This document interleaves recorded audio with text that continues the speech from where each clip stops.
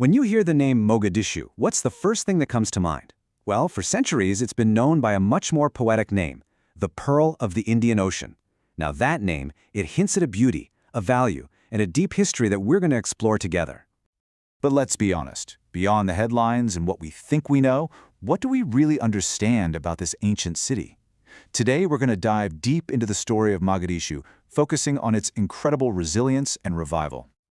All right, first up, we have to look back. We're going to jump into the past to understand exactly how Mogadishu earned that title, the Pearl of the Ocean. And trust me, its history is unbelievably rich. You know, we're not talking about some new city here. Mogadishu is one of the most ancient urban centers in all of East Africa. For centuries upon centuries, it was this thriving cosmopolitan hub right at the center of major global trade networks. And you can still see the evidence of this history today. The city was a true crossroads for merchants from as far away as Arabia and India.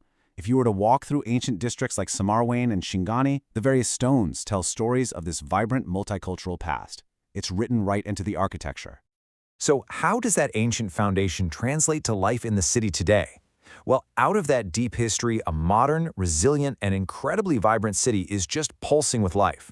Let's take a look. So where did that beautiful nickname, the Pearl of the Indian Ocean, actually come from? It's pretty literal, actually. The name is a direct tribute to its absolutely stunning coastline, which is so central to the city's identity. And the beaches, they are the social heart of the city. Famous spots like Lido, Chizera, and Giska, Africa. These aren't just scenery, no way. They are bustling social hubs where people come together to relax, swim, and just enjoy life by the water. Now, if you move from the beaches into the city itself, the first thing you'll notice is the energy. Mogadishu is a city in constant motion, a place that just feels like it never sleeps. The streets are absolutely alive with activity. And the soundtrack of this motion? It's defined by its transport.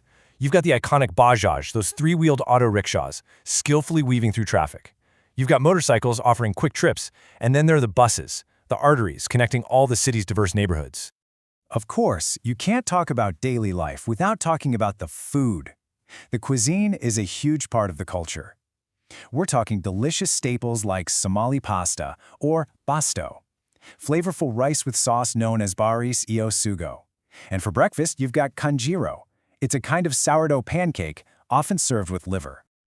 But what really truly defines the city? According to the source material, it's the people. They're described as open people who love stories.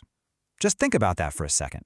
That simple but powerful phrase, it speaks volumes about a culture of warmth, hospitality, and a deep love for connection.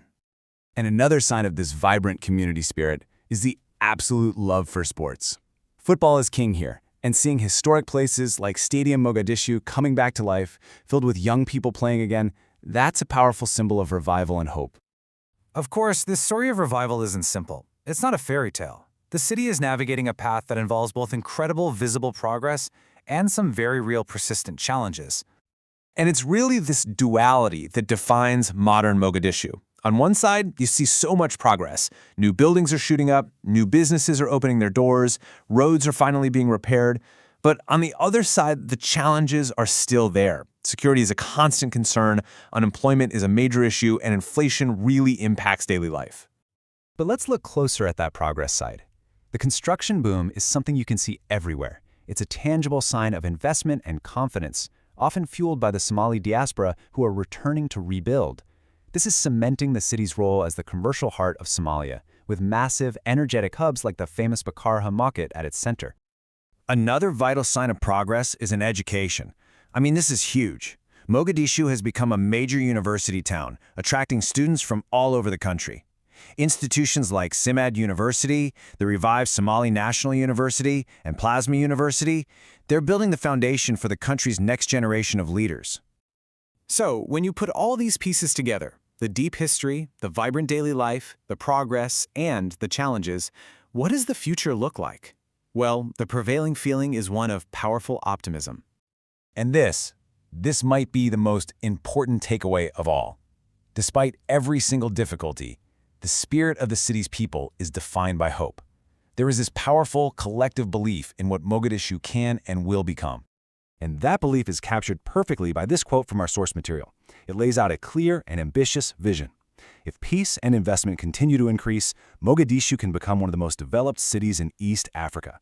That's not just a dream, it's a future that feels within reach. So we end where we began, with that beautiful name.